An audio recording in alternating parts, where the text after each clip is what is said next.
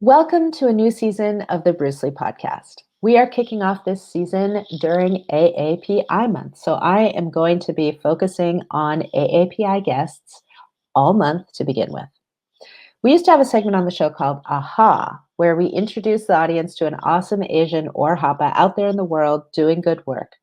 So now instead of just talking about some awesome Asians, I'm going to talk with them instead, so that you get to know and love them as I do. Especially with the rise in Asian hate crimes, I wanted to take time to share with you the depth and humanity of these amazing people so you can truly see that, as my father said, under the sky, under the heavens, there is but one family. So, my first guest is someone who is an amazingly talented and hardworking individual who I am so grateful to call my colleague, my mentor, and my friend. You may know him as the mega director of such films as the Fast and the Furious franchise, Star Trek Beyond, and Better Luck Tomorrow. Or perhaps you've encountered his work as a creative on a little show called Warrior on HBO Max. Whatever the case, I'm sure that Justin Lin has touched your lives in some way through the amazing work he continues to put out. Check out the show notes for this episode for more information on Justin. But let me tell you, what I love about Justin is he is committed to learning and forging his own path. And most importantly, he is a truly good soul. But don't take it from me. See or listen for yourself as I talk life, warrior, and the warrior spirit with Justin Lin. Welcome to the Bruce Lee podcast, everyone. Today, I'm so excited to have with me as my guest, Justin Lin. Hey, Justin. Hello. Thank you for having me.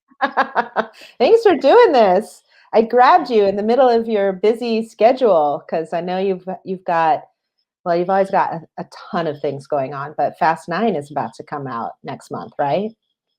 Yeah, I mean, first of all, this is the corner of my wife's home office that I've been working out of since for last 14, 15 months. So Wow. finally, I think this last week is the first week I've kind of really went out because we had to do press and stuff for Fast 9.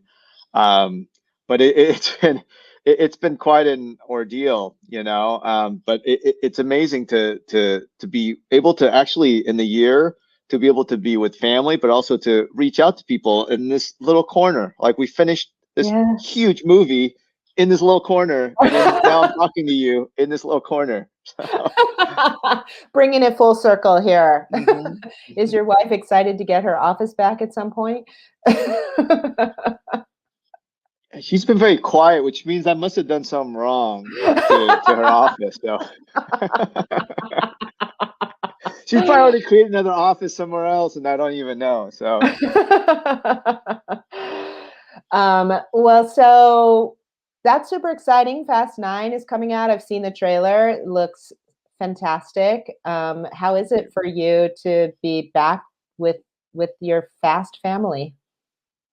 it it's surprisingly emotional. I mean, I kind of get it on a lot of levels, but I think being away and then coming back, and then I think even making the movie, I wasn't even fully feeling it until really when we started talking about our journey. I mean, like for me, it's been 15 years, and I mean, Hollywood is a crazy place. It could be very lonely and you know, but I think to be able to share a journey, having this experience and to be able to grow together, sometimes good, sometimes not so good, but you always work it out and there's something about it that's very a lot more meaningful. And I think, Mm. you know, I feel very grateful to have many of those journeys, you know, and I always look back at kind of the Better Luck Tomorrow, and a lot of the kind of roots of the experience came from that, you know, and so Yeah. yeah, it's actually cool to see that like sometimes you age and you're like, oh man, like I just like went for a walk and now I'm sore. Like this is life now, you know, and but the positive is that you know you if you get to really develop the right relationships, it's Mhm. very rewarding to be able to kind of grow together. Yeah, yeah. Well, I have to tell you, as you say, the right relationships, like I count you among one of the right relationships that I have fostered in this lifetime. And Great. I'm Me so too. grateful. I'm so grateful for you in for so many reasons and in so many ways. And you've talked about the journey of Fast Nine just now, and of course, I want to talk about our warrior journey as well, Yeah. and all of that. But I have to say, like, I'm just so the theme of this episode a little bit is we're going to talk about like what it is to be a warrior. Like, what does the word warrior mean to you? How do you show up as a warrior in your life and in your work and all that? And I feel like I have that the answer to that question from what I see of you, but I'm curious, about what your answer to those questions are, and how it relates to the making of our show Warrior as well. But let's sort of start at the beginning because of our own journey, and then we can just sort of like go off on whatever tangents we want to go off on. Awesome. I love it. I love it. But so from my side of it, like I didn't really know you. Like, we had crossed paths here and there. And then one day you called me up out of the blue and just said, "Hey, is this true that your dad wrote this treatment?" And I said, "Yes." And you said, "Do you know where it is?" And I said, "Yes, right here." And we got together, and I think it's important to say, like, we didn't really know each other, but like, we got together, and I shared it with you, and we talked. And what I've loved from the beginning, what I love about our relationship all the way through, is that you have just approached this project and our working relationship, with such good intention and such integrity, and just so directly, like, no smoke and mirrors or any of that kind of stuff. And it was really important to me, and it was really important to getting this show made. you know um No, that mean just to hear that means a lot. So thank you. I mean, I would say on my side, it wasn't as matter of fact. Like, it was a question that I had ever since I was a kid. yeah, okay. And it was amazing that you returned my call. So, like, I know we crossed paths, but, like, you know, what I love. What's really crazy about, like, film and TV and Hollywood is that, like, anybody in the world can actually show up and be a part of it. But also, what's amazing about it is when you find the right connection and you can build the right relationship, how much more meaningful that is. And so I just felt very honored that I know we crossed. I was thinking about it the other day. I was like, God, there was a lot of trust for you to even come and share the 8-page treatment. But I like to think that we earn everything. Like, we earn that phone call, and we earn that meeting. Yeah. And obviously, it was from there to even getting the show made was not a straight shot. And so it was great to get to know you, and I think every step of the way, that's what I enjoy most, because I think maybe growing up as an Asian American, or just you know trying to do film, there's no guidebook, and a lot of times there's a lot of misleading information. There's misleading advice. Hmm. And I learned early on that, like, you have to question, and you have to chart your own course, Yeah. for better or worse. Right. And so to be able to meet up with you at that point in my career is one of my highlights. And then also, then at that point, saying, well, how do we build this, and let's try to build this the right way. um it's I still look back now, and it's still one of the best memories. And also, I'm proud of the journey and the approach. Yeah. Well, thank you. And our journey continues because, as we know, season 3 just got, yay. Yeah. And we'll get into that in a minute. But speaking of not being a straight shot, like, it's been quite the battle, which is why the theme of warrior and the name of the show is also really relevant. But so when you say it was important to me to make the show the right way, like in your mind, what did that mean, the right way? I mean, I think we did it, but from your thinking at that time, like what was your thinking around that? You know, I would say that, you know, when I think about like my approach to everything I do, Mm-hmm. you know, it goes all the way back to like when I was a little kid, you Mm-hmm. know, and you know, it's weird because I think growing up in the 80s in Orange County, this working class town in Orange County, where we were the only Asian American family. You know, my parents were, you know, they had this little fish and chips restaurant and they would work every day for 26 years. You know, the only day that they took off was Thanksgiving, you know. And Mm-hmm. so I was a latchkey kid with, you know, with my brothers and at that time you're trying to find yourself, but Mm-hmm. we were immigrants, you know, and it, that journey, it's amazing because like I look back now and there's just like people or incidents along the way as a fork in the road. And that's kind of theme of my life, you know, like my family, we weren't even supposed to be here. Like we actually were supposed to go to Paraguay and then move into Brazil, Oh you wow. know, and they we came here to go to Disneyland, and they ended up buying this restaurant. You know, it was under circumstances that like we look back now and it's insane, especially with the pandemic. I think about that, you know, and how like having that Right. small business where you're barely getting by, what Mm-hmm. that really meant, you know. And so I think that, you know, I always look back at the fork in the road, you know, whether it's us, like I could be speaking, I should be speaking Portuguese right now, you know, like I'm not supposed to be here, right?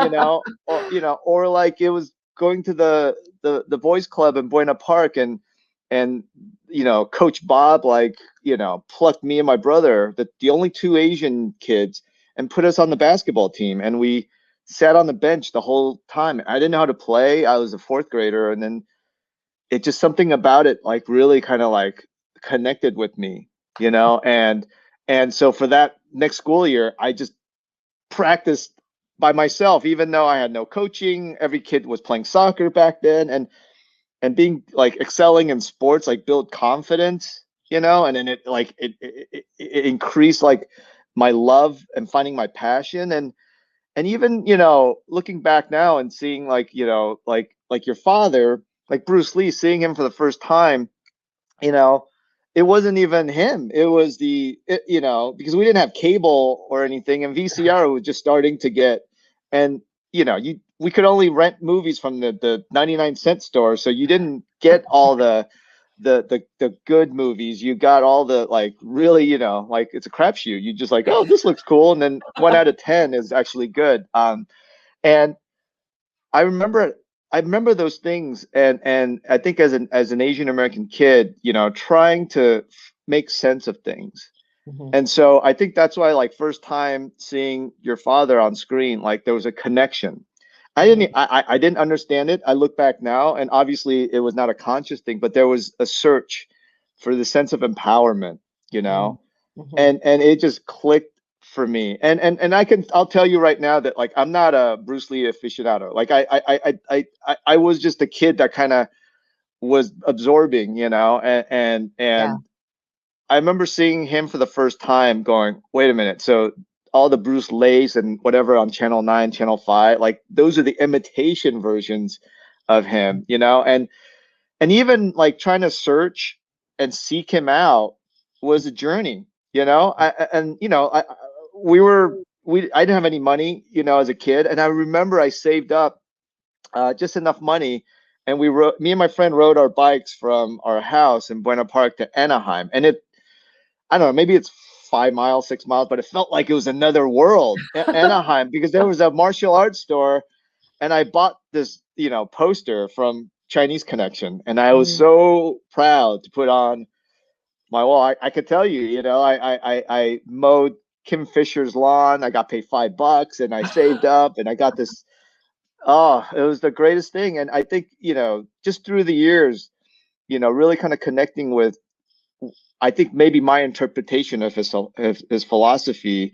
And Yeah. I would say along with, as a kid growing up, like, it's the 80s Lakers, like Magic Johnson was my guy. So like listening to Chick Hearn and like really trying to like learn something from that. And maybe it's like Rocky Balboa, the underdog, like it's a combination. And in the 80s, it was a great those were great influences for me, and it ultimately kind of built like this little kid who's a dreamer to not be afraid to try things, Mm, and it's okay to fail, mm, and if you fail, just try to see if you can learn something from that and move on and let go and move on. And all these things I learned from sports, from Bruce Lee, and a yeah. little bit from, movies too. And so, I think all that, like to me, has really kind of informed like my approach. And so even though I'm sitting here looking at like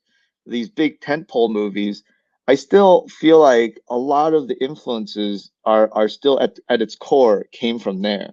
Yeah. Wow. Wow. That's I think that's what you said obviously about like not being afraid to make mistakes and just learning from it. That's obviously a very Bruce Lee thing, right? Yeah. And I think it's important what you share, like how these early influences continue to inform you. I mean, when you were talking about athletics. I was like, oh yeah, I bet athletics plays a huge influence on you in, how you approach life and how you make movies, right? And Yeah. Yeah. right? I mean, I still feel like, I know that like my basketball career kind of peaked at varsity high school my senior year. Yeah. And my dream was always to play in the NBA, but like, I approach my film career as if I'm a NBA player. I feel like I'm a coach and point guard, and it's my job to, hopefully inspire, motivate, and create the right environment for the team so we can go and play. And so, again, it's everything's connected. Yeah. Yeah. Yeah. Yeah. Um, um, so going back to like what with regard to warrior, like when you say I want to do this the right way, like did you have a vision in your mind, or was it just that in the process of doing this we just always have to check in with ourselves and say, are we being true to what we want, or I some think to feeling? the text and also my interpretation and also conversations with you, Hmm. and so, I know that we've had times where we sat down and maybe there's an obstacle and there are choices in front of us, and we always sit down and really talk it through as we move forward, and Yeah. so, first thing for me was the text, like, after like the awe of like actually feeling the texture of the type paper and seeing your father's handwriting and drawing, I felt like I could connect with it, and it was a mix of feelings, first, it was, I also had a little bit like frustration and anger in that, like, it was clear to me that it was ripped off, you know, it was like, it was so Yeah. clear to me that it was ripped off, and it wasn't even ripped off by like, some producer who, put an Asian, it was a white dude, Yeah. and it was just like, it was just like everything that was wrong. And then, by the way, like when I was a kid, I remember Kung Fu was on reruns, and I Mhm. was so confused. Like I didn't know what the hell. Like, why is this guy speaking in broken English? Like he obviously is not Asian at all. And so to Right. find the backstory and then ultimately connecting it all to these pages, it really represented like the worst of Hollywood. It really, like I've gone through stuff, and you just get back up, and what are you going to do? It's just part of what we do. The fact that we get to keep going is the victory a lot of times in Hollywood. Yeah. But I think for me, because the this kind of like mythology was like, it existed before meeting you. I didn't know if it was true. I thought maybe it was an urban legend. So to finally, for me personally, to get that evidence that like this is not even an idea that got stolen, but this issue goes down to representation, treatment of Asian Americans, and just Mhm. like respect for other artists. Like it had so many things. So it actually did take me a little time for me to finally like take all that negativity and say, you know what, like, but we're here now. Like, what can we do? What can we do? And so, you know, the first thing I felt like was that once I was able to put all that aside, is that, you know, that the idea that your father had was so ahead of its time. Yeah. You know, it was 69, right, when he was writing Mhm. it. And Well, he started before that. He started before that. probably like 67, but by the time he was pitching it, it was around 69. Yeah. Unbelievable, you know, and obviously, like, you know, you see the influences Kurosawa, Leone, Hmm. but also he brought this like energy and a point of view that was so fresh, you know, and so, you know, obviously it's been a long time since then, and I part of me knew that to honor it is not even just the text itself, Yeah. it was the spirit in which it was created. So that Yeah. became very important. And I know we talked about it, and it's trying to always honor the essence of how this idea came to be, you know. And Right. so I felt like that was something that was very important, but it was also for me, um, you know, it was a great feeling because to honor something, a lot of times it's not just on the surface or the literal. It's trying to dig in, and Hmm. so it became more than just about the text. It's about the intentions. It's about the input of and the issues that were trying to be explored. But Yeah. now we're putting it through the lens of, you know, our experience and where we are temporally. But Yeah. then also is about like, let's build the right team, you Yes. know. Yes. And Yeah. so that document like really kind of informed me, and then ultimately us to have the right conversations. And I think a lot of that did come from then all the way back when I was a kid, the influence of Bruce Lee and everything. So it really, on a universal sense, you know, it all became very organic, you know, and Yeah. it felt like it was kind of meant to be, and that it was not gonna be easy, but there's not gonna be, if we approach it the right way, we were not going to fail, you know. Yeah. Yeah. I mean, this is why, just listening to you talk, like this is why I have so much love and respect for you, because these words, and your approach to all of this was such music to my ears. This is, you say, like, we've all had our ups and downs in Hollywood, and I get people coming to me all the time who want to do Bruce Lee stuff, but they don't approach it with the same sort of, they just see Bruce Lee in a lot of ways as like a bright, shiny penny that's like, oh, wouldn't it be cool to have Bruce Lee, then Bruce Lee name somehow involved or do something.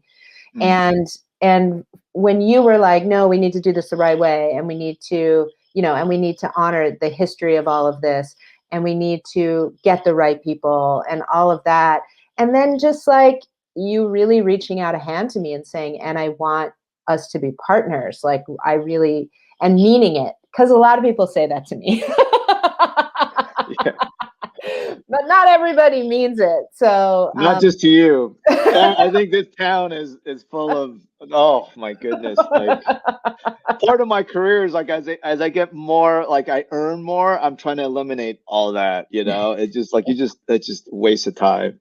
yeah, no, totally, totally. And also, I think though that in an interesting way, even though, as you say, there was so much like that was done badly and poorly in terms of representation and honoring other artists and all of that back then, back in the 60s for my father.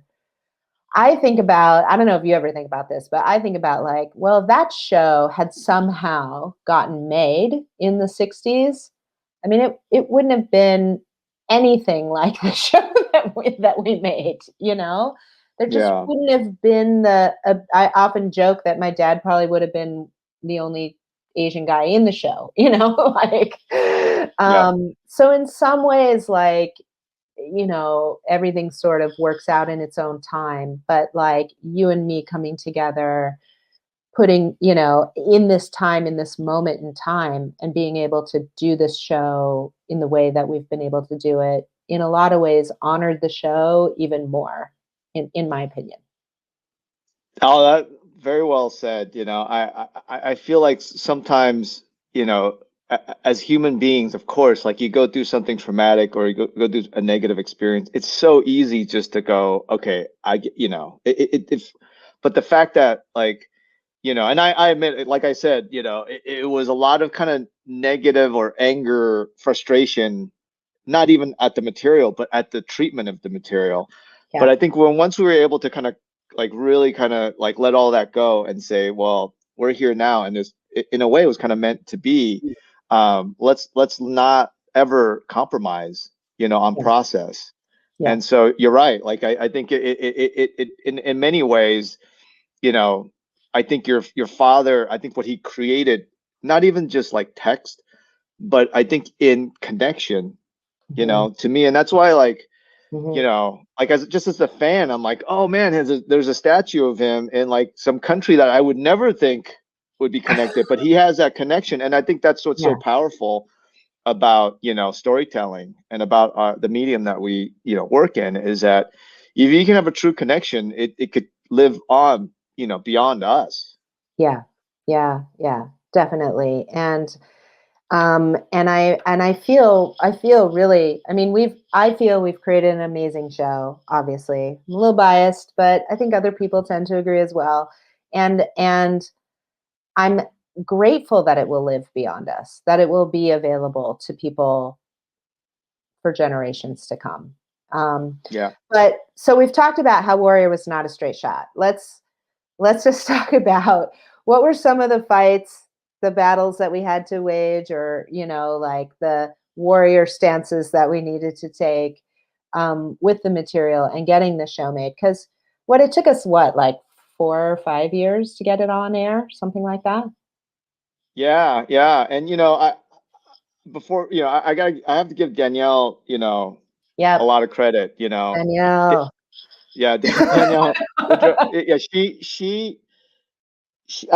I was working, she works with me, and she was the one that brought, the idea, and I remember it because I've been living with it, but I never thought about it. And so when she approached me, I thought, okay, and then that's how we connected, and so Right. again, I think she is such a big part of this in the origin of this also, Yeah. and we talk so much about, okay, well, what does it mean? And Danielle is like, she's a Jedi master when it comes to like reading the town. And what I love about her is that there's no sugarcoating, and she will say something. She'll just be very honest with assessments on like the logistics or like where a project sits in the consciousness or the reality of the business, Hmm. and the first thing was, it was clear, and I think that's what it took us a while.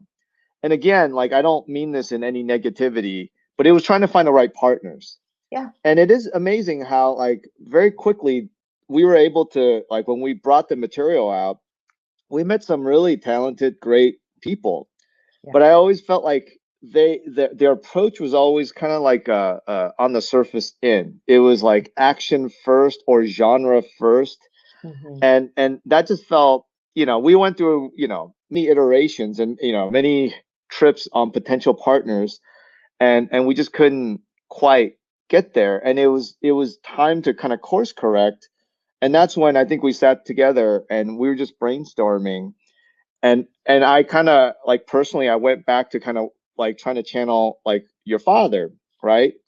And the idea was that I felt like, okay, so he was really, like, really bursting through genres in his attempt way back then. So what Yeah. are some of the expectations of this idea that in present day, I feel like to honor that we have to do? And Hmm. and so we talked a lot about, westerns and martial art genres and stuff. And I know that revenge is like a big theme, you Hmm. know.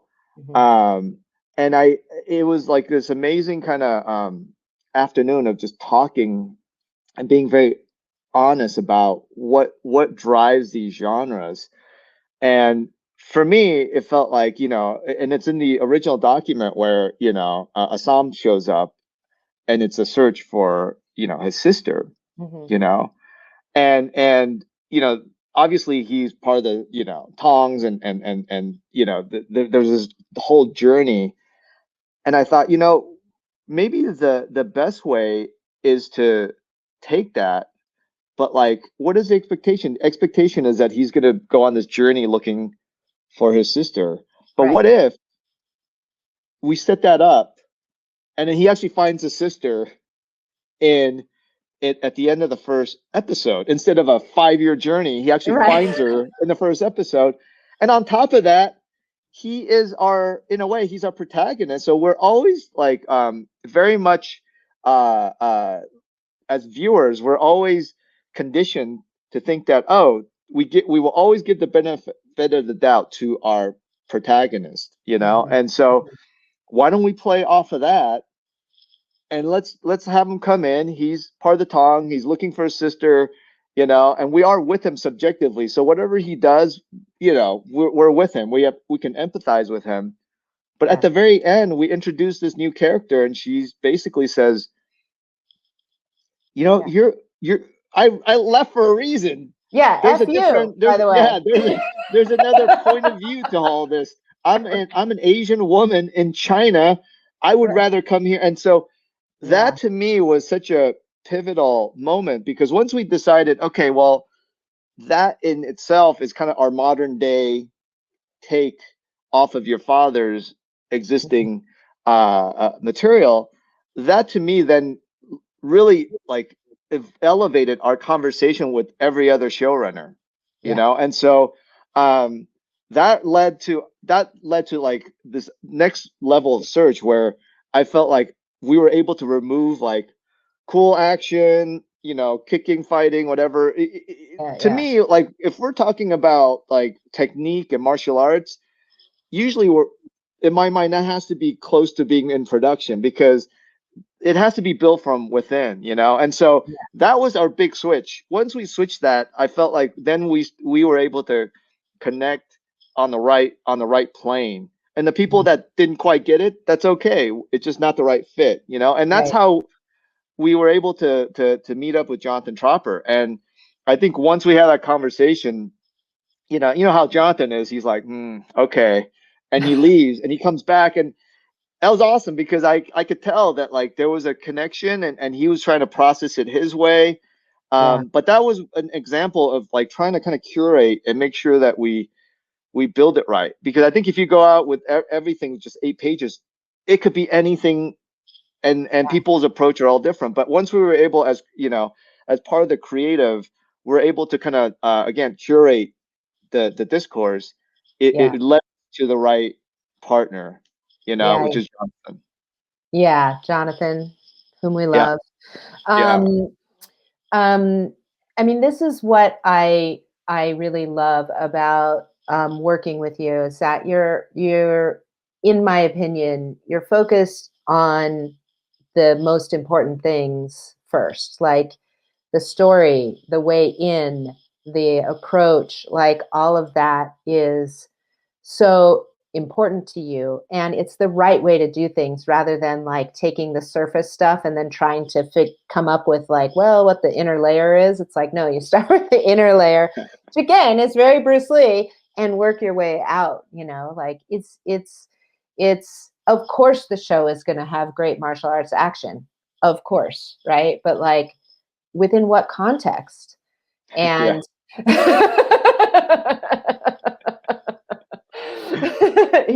like, so I just really always appreciate that for you, about you, is that's like you really want to find the heart of something first. And I remember when we talked about that, and it was like, let's have him find his sister at the beginning of the first, not the first season, the first episode. yep, yep, yep. And then what, right? So Um, Yeah. And yeah, it's interesting as you're describing it, I feel like the approach it's not something that like I'm just like I know how to do it, yeah, and I have to say I think again being maybe an outsider, and never having a rule book, no one telling you, or when people are sharing things like it's just such a crazy business, but I feel like maybe being an outsider and maybe not understanding, or I mean, it's different, I would say now in 2021 than when I started, but mhm, even back when I started, you go into a meeting and people literally look at you like, wait, you don't look like a director, which is and like yes, I remember, right, making fast movies. I mean, now it's great. I get to the gate, everyone's like, hey, and I get, but back then it was like, I couldn't even get in the gate of the studio where I'm making the movie because they're like, who are you? You delivery? And they're yeah, trying, it, right, but all that, could be crushing, but mhm, I think again, it's just like the experience of maybe sports, and also just all the influences is always searching for a way. And maybe it's like my way, yeah, and I think that has been it's been such a great journey of at least, I'm never one to say what's right, what's wrong, because there's no approach. I feel like as a human being or as a filmmaker, there's a buffet of things that you can yeah, use. And however you want to use those ingredients, it's up to you, yeah, and I think maybe being an Asian American, I think, maybe being working class Asian American, it really kind of it was either like you figure it out, or you're not going to, no one's going to give you a chance, And right, so, it's very gratifying that, even when we hit the obstacle within the warrior journey, that, mhm, we were able to kind of look back and really talk about our next steps. And yeah, so, again, like I also don't want it to sound like, oh, we figured it out and Jonathan came on. Like Jonathan was such a big part, but part of it was that dialogue that we had was our connection to him. Then we yeah, got to work with them, and he did an amazing work because he did research and he was able to settle. It's so much work, so I never want to yeah, discount what he does, at and all, yeah, yeah, and so but again, it was this idea of, very much an indie approach, right? Like mm, let's, sometimes people tend to kind of mistake currency in filmmaking as money, and they yeah, think money can buy anything. And my worst experience is when people are throwing money and they're trying to connect with money, and it always will like be a disaster. But coming from the indie world, it's nobody believes in you. You have to figure out what the journey is, and then you your currency is your passion. If you're passionate and you can build hopefully the right process, then the mhm, people that show up, they're signing up because they believe in you or the idea or the team, and right, that's how we built Warrior, yeah, truly. And that to me, whether we lasted one season or 50 seasons, what I'm most proud of is how we did it, yeah, and that yeah, that at the end of the day, people look, I get it. People give us an hour, an episode, and it means a lot. But for us, it's years, and so like we're living with it. So we bet, and trying to always do the right thing, and not to feel alone, to know that we're on this together, we're building together. That yeah. to me is the most gratifying aspect.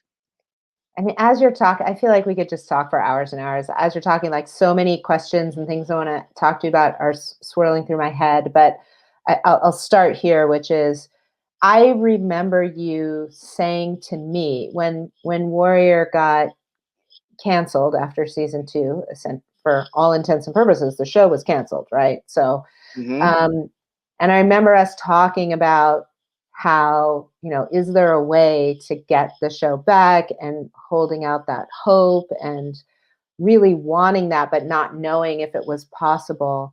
I do remember one thing you said to me, which really made a difference to me, was you said, even if this is it, even if this is all we get, like we did an amazing job. We made an amazing show. And so few people get to do that. And we have to be grateful for what we've done, And I just remember thinking like, I just remember it being so soothing to me because I was like, no, no, like we have to do more, we have to do more, which is of course was still an energy that we were hoping for and putting out there, but it made me just calm down a little bit and go, no, he's right. Like we did, we created something amazing. Maybe we didn't get to take it as far as we wanted, but as my father would say, what I did with sincerity and to the best of my ability, and you Mm. can't ask more than that, you know? And so that was a really important moment.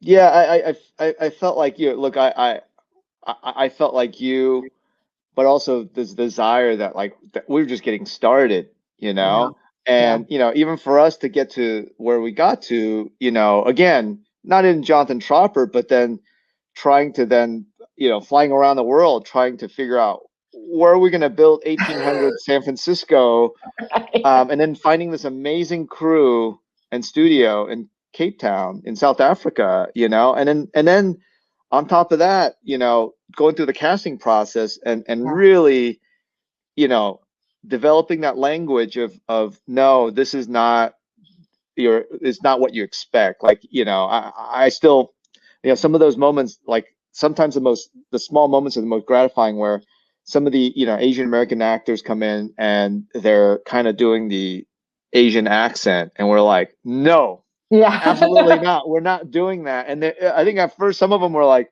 really? And then they just felt empowered, and Yeah. so it's all those things, and I remember even, I mean, Cinemax was awesome, and Carrie, who ran Cinemax, was great. They were really great partners, but the budget on the show was so tight, and so like I felt like as a producer, I was trying to kind of help and use every like indie trick I have to give us a sense of scale, Mm. and like I remember Emergency, they were starting to build the town, and I was like, no, we're gonna run out of angles. Like just having shot things, knowing that, and Yeah. flying to London to meet up with our production designer Andrew, and developing a way where we can really make it feel like San Francisco, and all those is to service kind of ultimately what we wanted, and to not use the limitation as like a wall.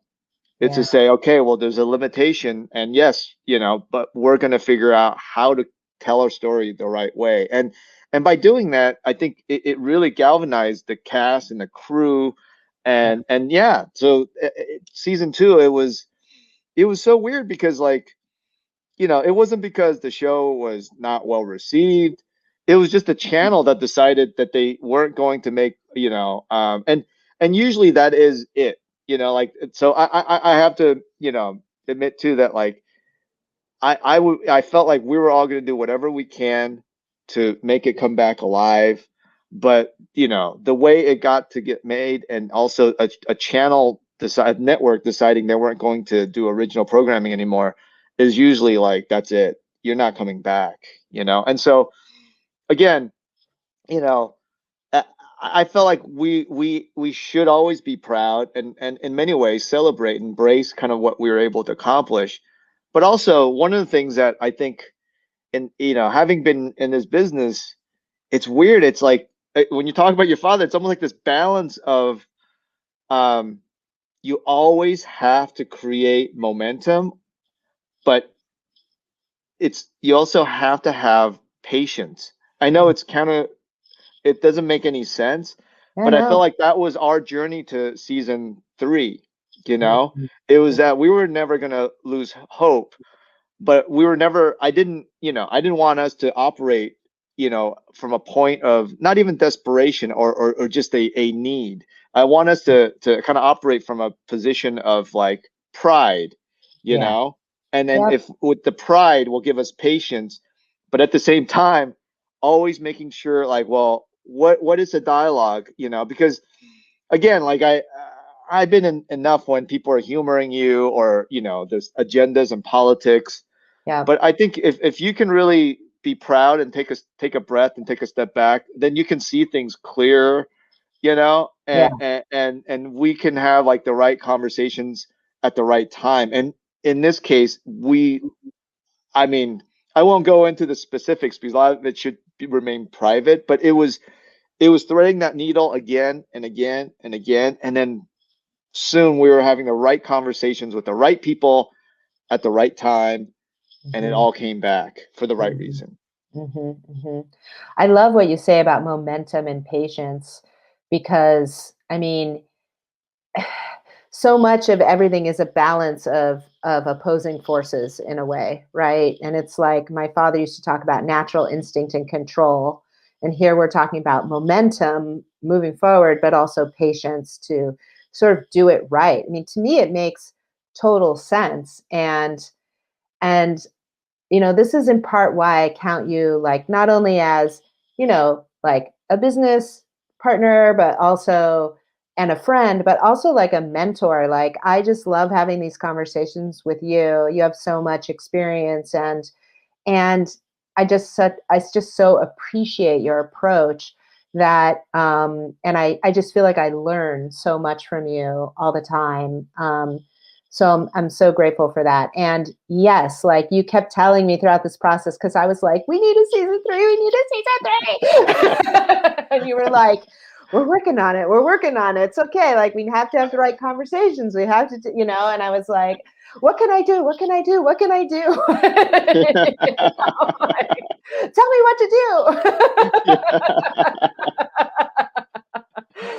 But no, I mean, I'm just elated that we are where we are. And it's funny, I was doing an interview with a joint interview with Jonathan Tropper, and he was like, Justin and Shannon and the cast, like everybody just seemed so confident that we were going to get enough to do more of this show. And I just kept going like, really? Like,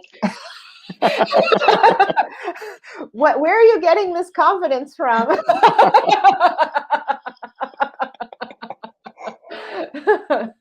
That's I love that because that's our team, and Yeah. we're all so different. I think in many ways that we were able to kind of lift and help each other and motivate each other at the right time. And I think what was great was that because when we built it right, we plant the right seeds. I never felt like there was any other agenda except that like everyone was just passionate about these characters, Yeah. the story we want to tell, and this experience. And so, um, I feel I'm so excited for the future, but at Yeah. the same time, it's always good to kind of take a beat and look at how we got here. Yeah, totally. And to that point and to our theme, tell me about your what is your go-to in terms of like when you face a challenge? Like do you have like what is your warrior style, right? It's like because you're a person who takes on huge tasks. I mean, these movies you do like the Fast series and Star Trek Beyond. I mean, there are these huge, complicated, blockbuster films. And then, of course, the whole journey of Warrior was this complicated, mixture of an experience.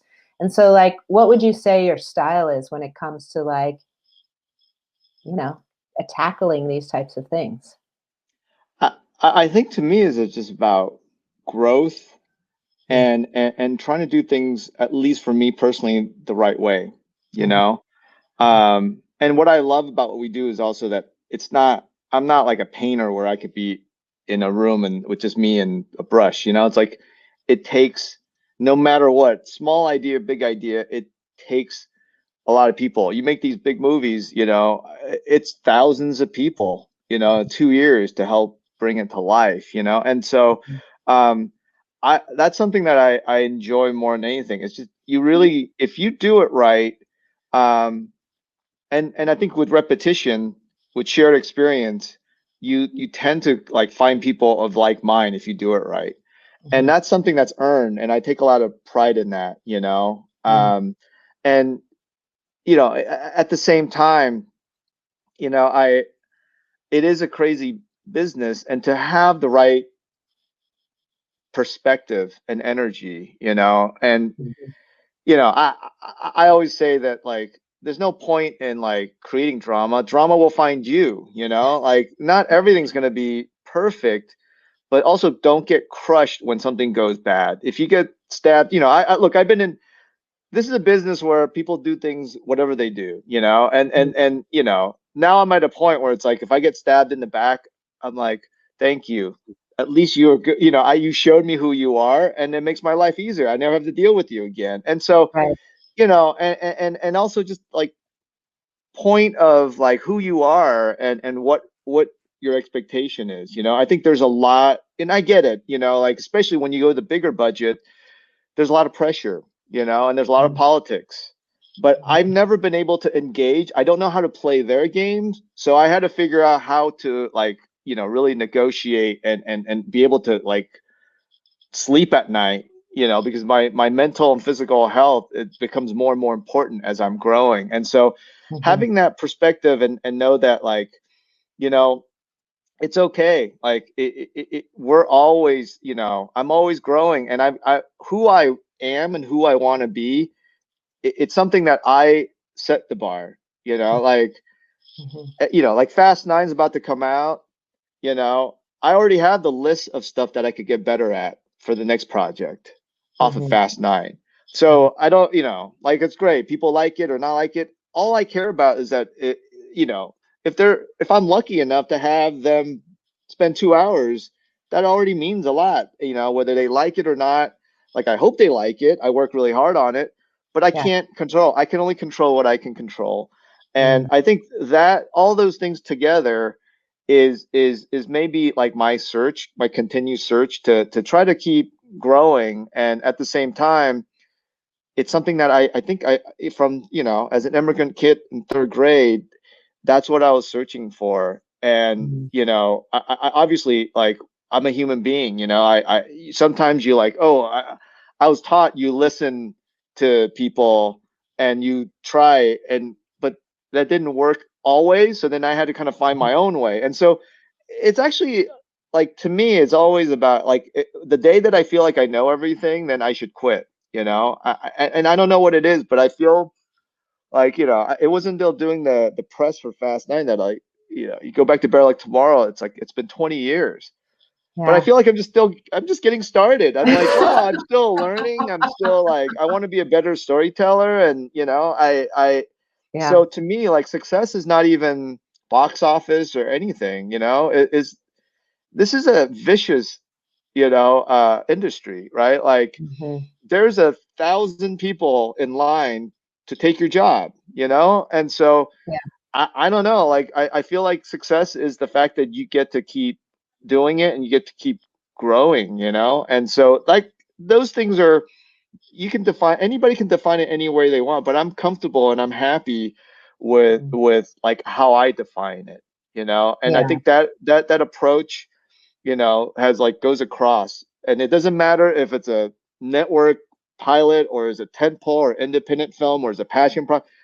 I have to treat it all like a passion project, or Yeah. else I don't get anything out of it. And so, Right. and that took me years and years of just, and I was very fortunate because honestly, like if I could have gone through other avenues, I could, but I think going through the indie circuit, doing a credit card movie, I really had to like try to understand like what it means and how special it is to be able to even tell a story, and Mhm. how hard it is to potentially connect and build a community. And so like all that to me is that's the ingredient for me, and not as a Yeah. human being, but like the more I kind of get older, I realize I love to work, and it's Yeah. absorbed, like it's part of my life. So it is something that I take a lot of pride in. Yeah. And as we sit here and talk, I'm like, cool. Like I feel uh, like it feels like the next few years, is plotted out, and I'm like, God, like how, what, Yeah. it's so great. I wake up today and I'm writing and I'm dealing with fast this, other projects, but also like I'm starting to like, been working with Jonathan on like season three, working with you on season three about stuff. Right. What's better than that? You Right. know? Yeah, no, I mean, so much of what you said, just for people listening, is so much a part of how my father approached life too. He was like, I never want to say I've reached the top, because once you've reached the top, there's nowhere else to go, right? There's nowhere to go but down. And he would say stuff like, if I phone it in, if I do a bad job, the only person who's really going to be bummed out about it is me, which is why he was always like quality, quality, and is, a number one value for him. And then also, success is a journey and not a destination. It's like all these things. I just am hearing you. And what I love about it is that this, like, if we want to call this like a warrior mindset, it is a mindset of being on the growth edge, of being on like the edge of the eternal student, learning, learning, learning, and being very alive in the process. And I feel the same way. I'm like, I've been doing what I've been doing for over 20 years too. And I'm just sort of like, my God, I'm just now getting started. But how would you say, because this episode is going to air also in AAPI month. So just to talk a little bit about that, I mean, you know, I think, I don't know what your approach, or if you have one, to representation is. I know my father approached it as like, I'm going to show up as the best version of myself. And the fact that I'm Asian means that I'm creating, representation in the world. Right. Um, but how would you say, if at all, like, and I think you've talked about it already a little bit, but like your Asian working class beginnings, and like, how has that informed your process, your approach on this journey as a filmmaker in Hollywood? Wow. I mean, I think to me it was my identity, like for a longest time, was being like pushed right in my face. Like, even as a kid, it's like, you're Asian, you're an immigrant, you're poor, you're this, you're that. And then, I go into play basketball. I remember, it was this Coach Craig, this basketball coach. He came up to me and he goes, "You'll never play varsity." And I was like, "What the like, how do you know?" Luckily he got fired or something, and I ended up with this great coach, and he was like the opposite, and so Yeah. maybe that I got lucky, but I felt like I'm constantly being labeled Mm. about, you can do this, you can do that, or like, you can't make movies, or look, there's no Asians in Hollywood, you can't do this, you can't do that. Um, and I think it's just through growing up, and people saying that, and for some reason, I do think that sports was a big, like, such a great influence for me to say, well, you can say whatever you want. I could tell you I'm the greatest basketball player in the world, but I get on the court, you're gonna find out within 5 seconds how good I am, And I think Right. it's those things that, like, then, like, I was able to apply that into other aspects of my life, Mhm. Great. I don't, I don't have a car because other kids have parents buy them a car. And then I got to figure out how to do it myself, And Mhm. so I think that did influence me. And I think coming up, you know, it was weird because, like, like I said, like, I could watch Rocky and I can relate to Rocky Balboa, even though I'm not Italian American. Right. It's just great storytelling, Right. And I think as a human being, we connect on that. And so it always baffled me that, well, then why can't, like, Asian or Asian American characters just be, as opposed to being cast because they need a kung fu master, or they need this, or they need for an Asian reason. So Right. that was something that, like, always was just like, didn't make sense, And so, look, I went to film school, which was amazing. I had this great experience, and then, I decided, you know what, like, this world is not fair. This Mhm. world is not connected. It's networked. Like, rich gets richer. You have that connection. If you want to raise money, you have to be rich because that other rich people. I didn't know any rich people, and Right. and so it all kind of influenced me in that, okay, well, I felt like I really went and practiced the craft. I think I'm ready, but then, like, how am I going to do it? Okay, well, nobody will finance it, so let me start with some credit cards. But what story do I want to tell? You know? And it was Mhm. clear to me, well, if I'm going to go down, I'm going to go down on something that means something to me, and so that became Better Luck Tomorrow, and that helped shape me and the way I work. And then working on Better Luck Tomorrow, I was like, well, it's really weird. Like John Cho, Sung Kang, Roger, all these guys, like they're really talented, but why Yeah, aren't they getting opportunities? And so then it became this to me, you can disguise it as like diversity or this or that, but ultimately it's about opportunity because I knew firsthand that the talent was there. It was just, yeah, and then you start thinking about it, like people talk about it as a business, but wouldn't the best business be just working with talented people, because then you just get better product. And so, right. but that conversation was not being had. So when I had the conversation, when I had the opportunity, I remember going to the studio saying, I want colorblind casting. And they're like, what? Why would you do that? Like, we're not going to cast, you know, an Asian American to be the lead. And I said, I don't care. That's what I want. And to Mhm. their credit, they did it. And you know what I discovered there was that then I remember, and this is for Tokyo Drift, so we had a casting and we had everybody from around the world kind of fly in, and the best came in to do screen tests.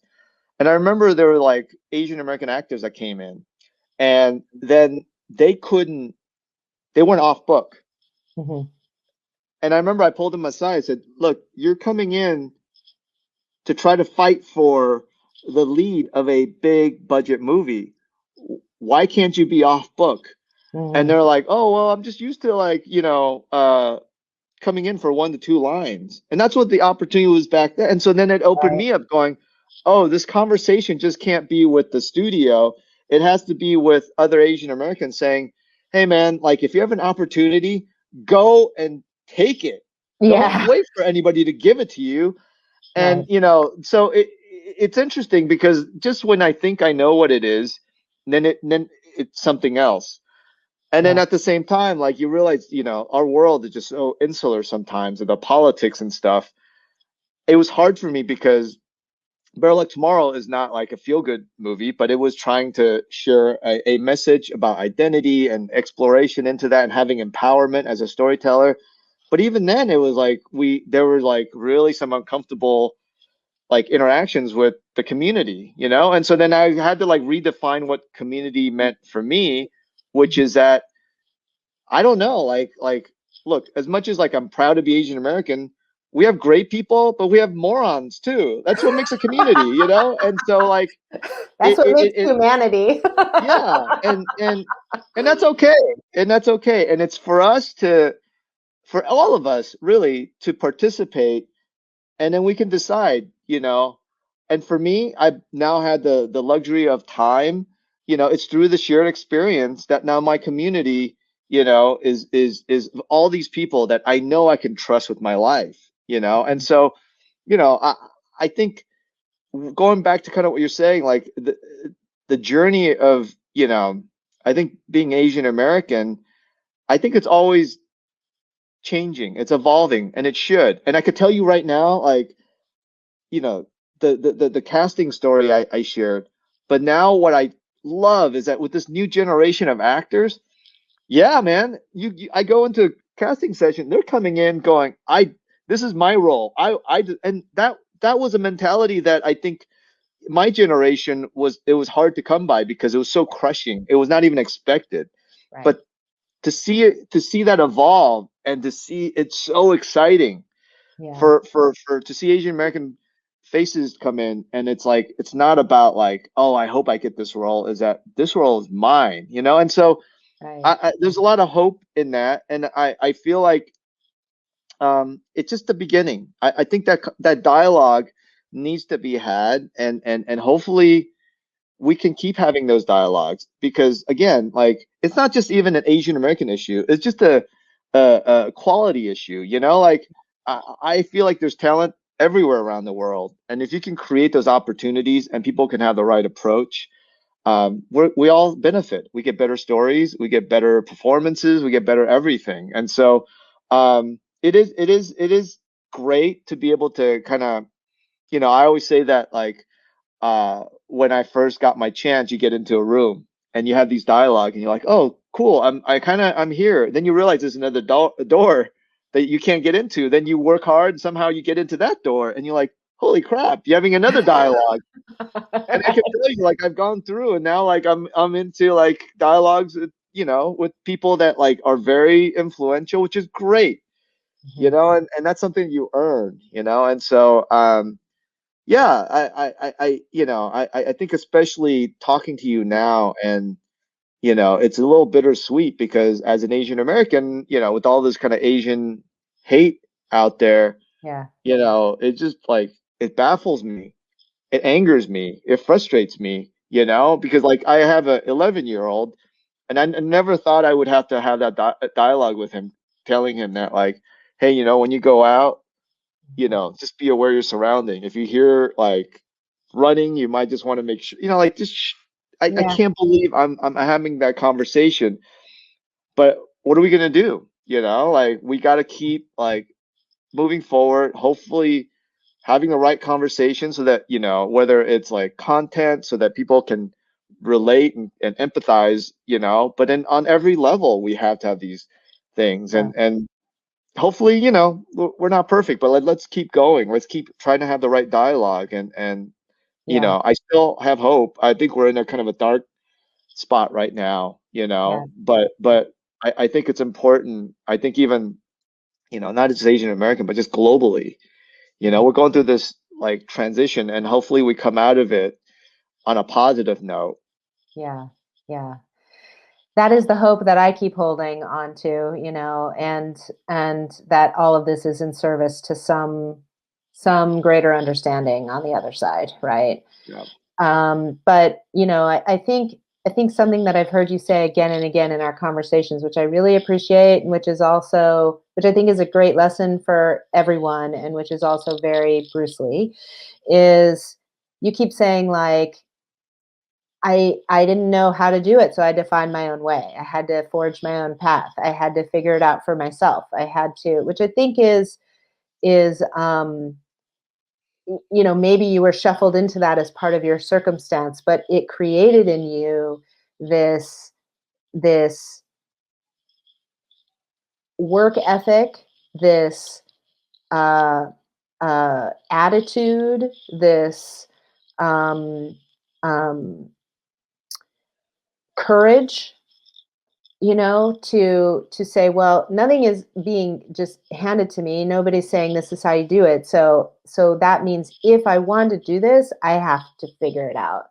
And I love that, you didn't only have that like as a young person, but you keep that, not that you're not a young person, but a younger person, you're younger than me, so, Oh, so there you go. no, I'm old. I'm old. Okay, but it's okay. but that you hold on to that now, even in mega success, even in, that you're constantly staying present with what's happening around you, and the conversations as they shift and change, and circumstances as they shift and change, and constantly saying, well, I need to find a way for me through this, and into this journey. And that's such a, it takes so much awareness, and, as I said, courage. You might not think of it as courage. To you it just comes naturally, but like it really is, right? To like stand Mm, up and say, I know this is the way everybody else is saying to do it, but I need to do it this way for me, right? mm. Yeah, and Yeah. that I also I would also kind of add to that God, you could learn anywhere, anytime, like you have life lessons everywhere, and there's no shortage of that. I think it's just hopefully being able to be conscious enough to experience it and to be able to learn something from it, And I think that is something that I know from your father is something that like I somehow absorb that, Mhm. and so that any negativity, in a way, just as a human being, take it. But once you're able to kind of hopefully organically get rid of it, you can kind of have that next awareness of saying, "Oh, okay, what happened there? What? Mhm. Oh, I learned," so that you can go next, the next version. And that I would say came from that. And also my parents, I think that was really amazing in like, always, never like disrespect the moment. I think that they've always Mhm. taught me that. And condescension is like the first thing of like just blocking you, or arrogance, and just Mhm. really try to enjoy things even when it's bad. Like there's something there. There's always something that you can kind of grow from. And I think, especially, again, making movies is so artificial. Like it is trying to tell a story, but like you're trying to get emotion while like 100 people are staring at you and stuff. So I get that. And so I think that's constantly is as a filmmaker is trying to get everybody hopefully in a place where they can feel safe enough to like explore, and so Yeah. um yeah, but I would say thank you for that. And I think that's the thing, is that life, every day, everything, you can always kind of learn something and keep growing. Yeah. So this is a question that I ask everyone toward the end of the podcast, which is if and maybe you just answered it, but I'll ask it anyway. If there's was one piece of wisdom or one lesson that you could impart to someone and they could just take it in fully, like what would you want someone else to know? Huh. Well, I feel like, it's weird because like there is never just one way, you know Mhm. and that's what's so great about life, and like there's only certain things we can control. And it's interesting, like I grew up with so much love and support, but financially we were a working class kid, and didn't have anything. And when I was growing up, my friend had everything. And I always felt like, wow, that's great. Like, but that taught me, if I want something, like I need to find my way. Mhm. Or if I didn't have the right connections, I need to learn it my way. And so, Mhm. and now like I'm talking to my son, who kind of in many ways has a lot more opportunities, and maybe even things that I didn't have at that age. But Right. I feel like his journey is going to have to be the same, but it's going to be his own. So like trying to do that and know that, like, there is not, it's not math. It's not living life is not math, at least.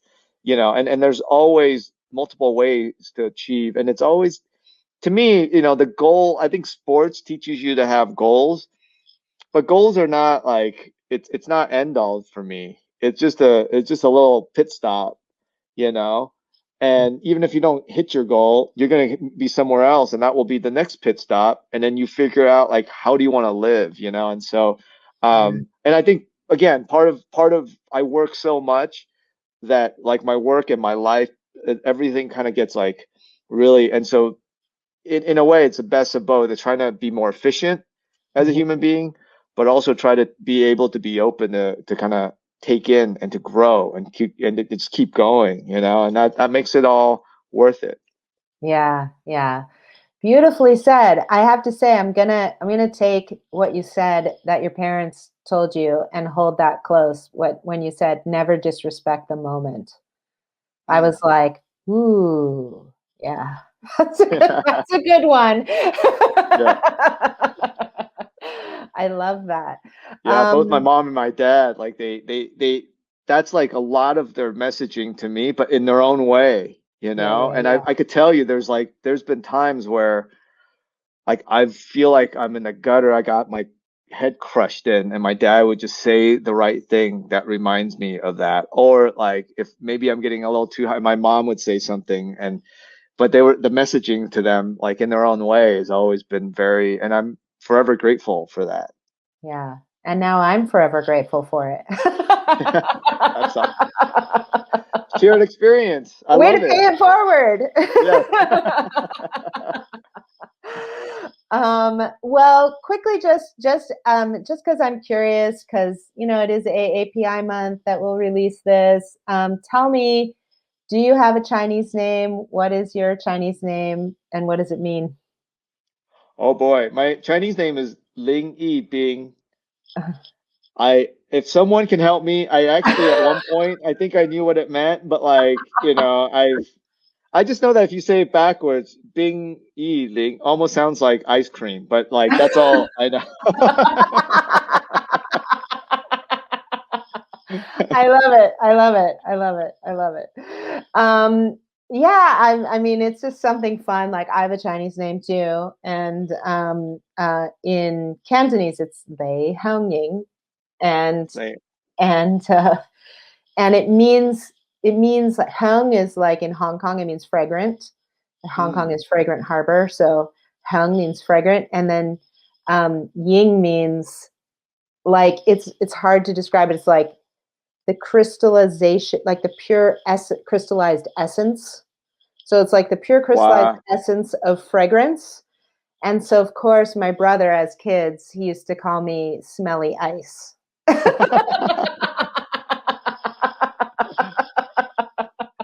I God love I it. love it. And then it's always interesting because like I kind of grew up the first 8 years speaking one language, and obviously like I unfortunately like we grew up.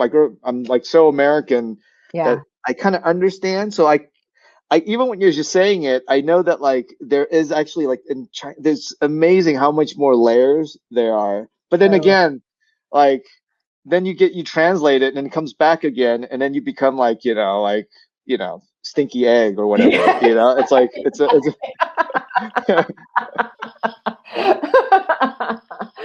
Oh, Justin, I have so appreciated talking to you. This has been so fun. I feel like we could keep going and breaking everything down, but I've so appreciated everything that you've had to say. It so resonates with me and with my father and with his approach and his philosophy. And I'm so grateful to be able to work with you and to call you my friend and mentor. And I can't wait for us to do more fun things together.